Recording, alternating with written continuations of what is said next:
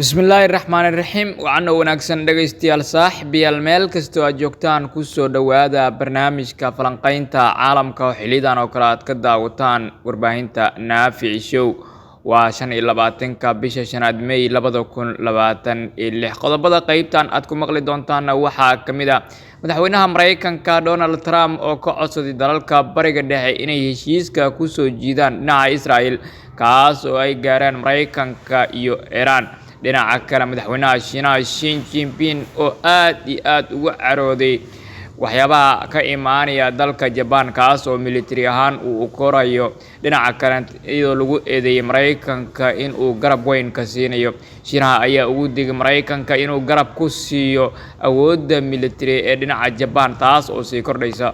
qodobo kale ayaa raaci doona aynu ku bilownay sida ay warisay warbaahinta Axios. Trump ayaa hogaamiyayaasha bariga dhexe ka codsaday inay heshiis nabadeed la saxiixdaan Israel haddii heshiiskan Iran uu hergalo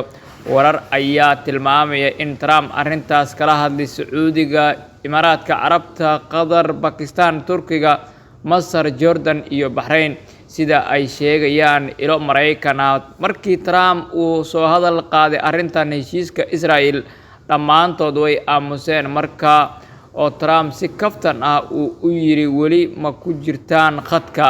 Warbixintan ayaa sidoo kale lagu sheegay in tani ay muujinayso sida ay xiriirka Israel weli xasaasi u yahay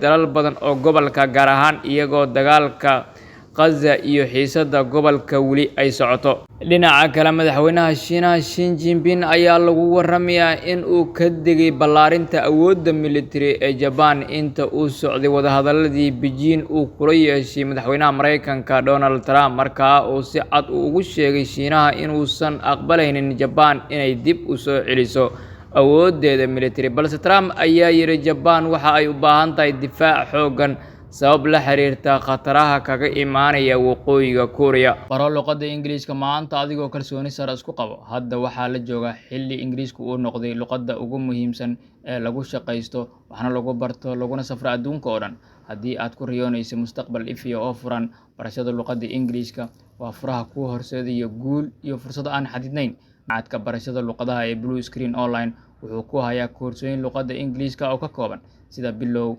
dhexdhexaad iyo dhammaystir. Koorsooyinkan waxaa si xirfadaysan kugu baraya macallimiin xirfad leh iyadoo xoog lagu saarayo ku hadalka luqadda Ingiriiska si kalsooni leh, qorista iyo akhriska si habboon oo sax ah, maqalka iyo fahamka luqadda si qoto dheer, xirfadaha nolosha iyo shaqada ku salaysan. Haddaba haddii aad danaynayso barasho barwaaqo ku horseedo ka bara Blue Screen Online oo guji calaamadda WhatsApp ee hoose.